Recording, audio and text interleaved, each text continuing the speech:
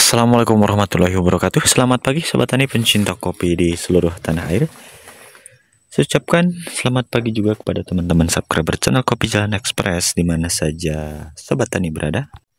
Baik sobat tani dan teman-teman, kembali saya akan review kondisi kebun terkini, yang mana kebun ini adalah kebun yang kita review waktu di video konten minggu yang lalu.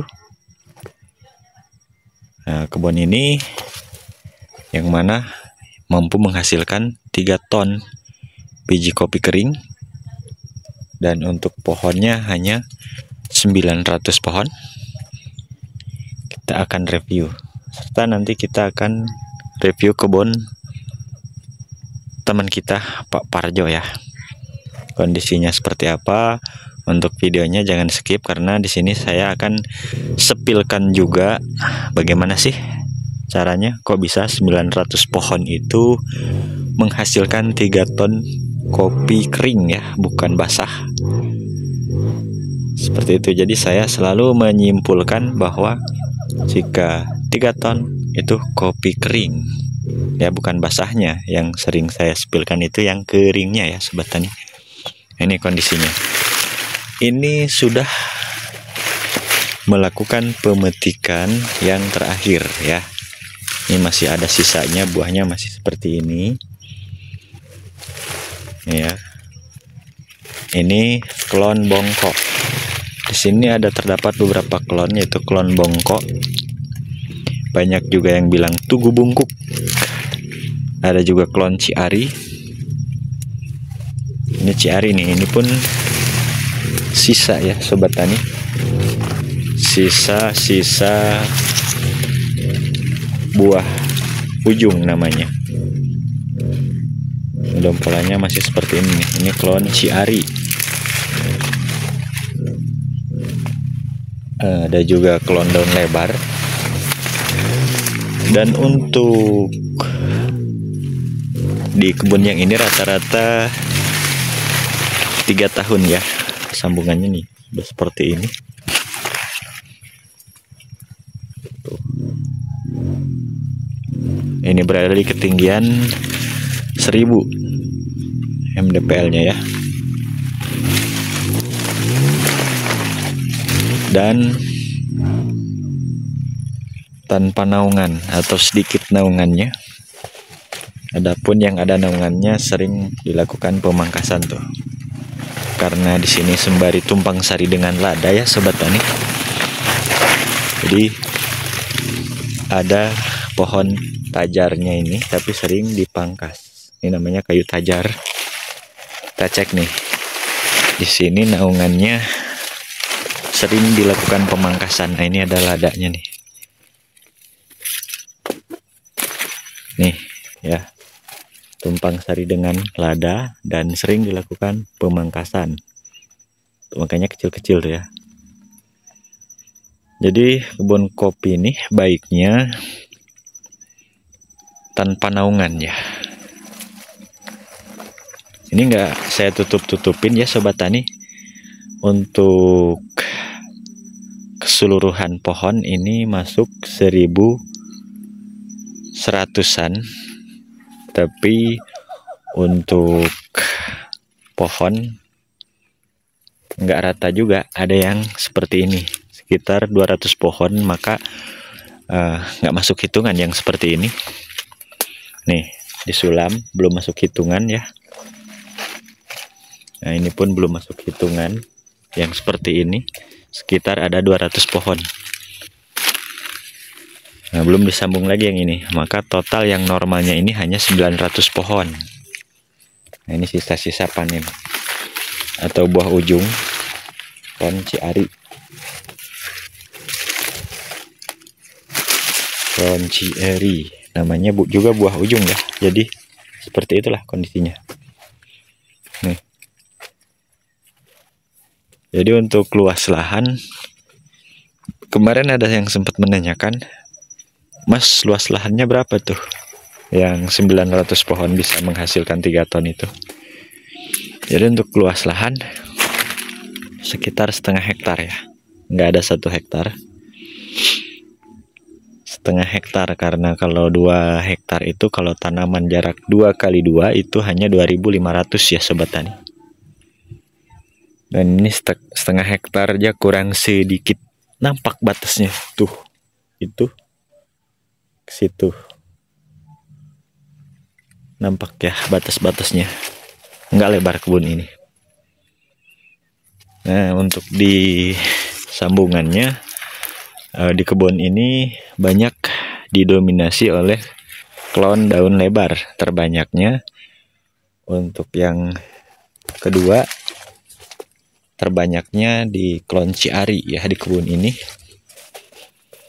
Daun lebar Ciari, Tugusari sedikit, ada juga Rupe sedikit, ada juga klon Jarwo sedikit. Tapi ya nih kondisinya sambil kita ajak lihat-lihat seluruhnya ya, supaya untuk sobat tani paham ya. Ada juga bagionya ada, tapi belum banyak. Ini bagio nih.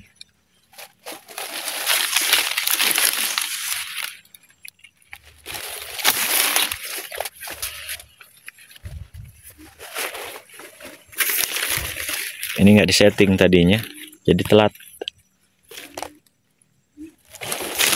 Ini penyambungan di bulan 4 akhir, telat. Makanya belum ikut panen. Nanti ini di petiknya nanti di bulan 10. Makanya saran untuk sobat tani kita, bagi yang melakukan penyambungan di bulan 4 akhir harus di setting atau disunat, supaya nggak seperti ini kejadiannya nih. Ini akhirnya akan ikut penyelang ya sobat tani kalau seperti ini. Tuh, yang ini penyelang. Tuh. Hanya di 2 dompol ini yang akan ikut musim 3 ya, 1, 2, 3. Situ penyelang juga, nggak sinkron. Itulah sering saya katakan, yang melakukan penyambungan di bulan 4 akhir harus kita setting, baik di awal ataupun di akhir. Itu harus kita nolkan kembali. Seperti itu. Di bulan 10 mengenolkan bahannya. Nih, klon daun lebar. Nah, jadi sobat tani, untuk pohon utamanya ini hampir di 100% menggunakan kopi jenis Liberica ini. Nih, pohon dasarnya ini kita cek. Nih kan, ini pohon Liberica nih. Oke, tuh pohon kopi Liberica, pohon dasarnya. Oke.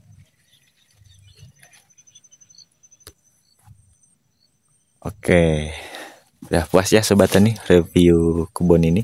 900 pohon 3 ton kopi kering. Rata-rata sudah berumur 3 tahun. Oke, sekarang kita beralih ke kebun Pak Parjo. Masih di edisi bulan Agustus, tanggal 20 tahun 2025. Saya sedang melakukan kunjungan di kebunnya Bapak Parjo kembali. Untuk di kebun Bapak Parjo ini memiliki multi klon yang lumayan banyak. Ada klon Arsad, ada Besemah, ada daun lebar, ada Mega Tanjung, ada Bagio, dan daun lebar, dan masih banyak lagi klon-klon unggulan yang lainnya. Oke sobat tani ya, di tempat Bapak Parjo ini akan mengadakan uji coba klon, multi klon. Mengingat di cuaca sekarang yang kemarau basah, beliau melakukan pengujian di setiap klonnya. Dan kebetulan Pak Parjo teman dekat saya, Saya juga akan review kebun beliau selalu setiap bulannya, akan menguji ketangguhan di setiap klonnya, seperti klon besemah nih. Jadi pada tahun inilah pengujian setiap klon, karena ini kemarau basah. Jadi nantinya mana yang paling banyak di tingkat keberhasilan pembungaannya, maka itu yang dikembangkan tentunya. Nah, ini klon besemah, kayaknya klon besemah ini lumayan nih tingkat keberhasilannya tuh. Klon besemah di kebun Pak Parjo ini. Dan untuk sobat tani kita yang menginginkan sempat beribet yang menginginkan bibit nantinya di bulan 12 ya, bukan 10, di kebun Pak Parjo ini pun ada ya. Buat sobat tani kita yang mobil khusus di Lampung Barat bisa gercep nanti di bulan 12 1 dan 2. Di teman kita pun banyak nih multi klon. Ada Bagio, ada Arsad, ada Daun Lebar, Mega Tanjung. Nih, di kebun Pak Parjo ini multi klon ya. Tahun ini lumayan nih hasilnya.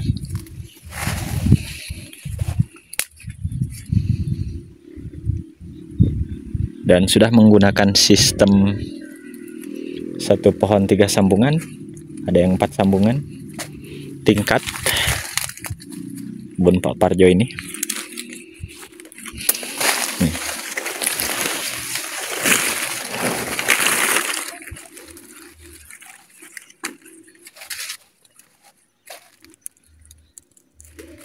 Jadi ini di bulan Agustus ya, masih tanggal 19.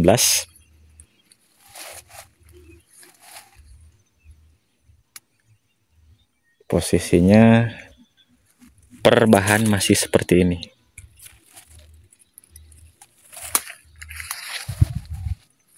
Beliau sudah selesai melakukan pemangkasan, dan untuk wiwil belum selesai semua nih. Arsad.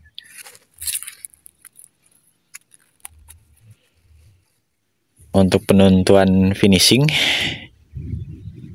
nanti di bulan 1 ya sudah tampak untuk pembuahannya seperti apa, keberhasilan di Moto Yuyu-nya seperti apa. Kita akan selalu review kebun Bapak Parjo yang berada di ketinggian 1000 ini ya sobat tani. Dan untuk naungan di kebun Pak Parjo ini nyaris tidak ada naungan, kosong. Walaupun ada tuh pohon kapuk atau randu namanya, kalau kita bilang tuh batas ya, batas kebun. Ini klon Daun Lebar Pak Parjo.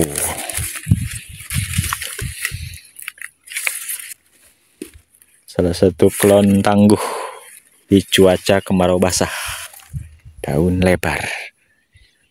Apakah akan menjadi primadona di tahun berikutnya? Kita akan adakan review selanjutnya di kebun Pak Parjo yang ini. Klon Daun Lebar. Banyak multi klon. Klon Bagio pun lumayan banyak di kebun Pak Parjo ini.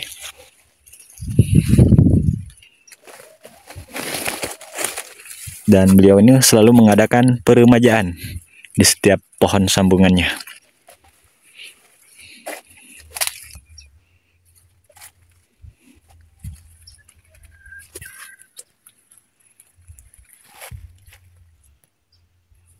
Oke sobat tani, untuk di klon atau di kebun Pak Parjo ini reviewnya kita cukupkan dulu sampai di sini ya sobat tani. Sampai jumpa lagi di next bulan-bulan berikutnya. Kita akan review kembali di kebun Pak Parjo part 1.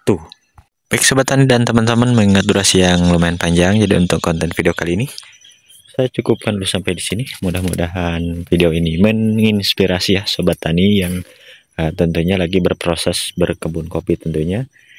dan mudah-mudahan ada hal positif yang bisa diambil dari konten video kali ini. Saya akhiri billahi taufik wal hidayah. Wassalamualaikum warahmatullahi wabarakatuh.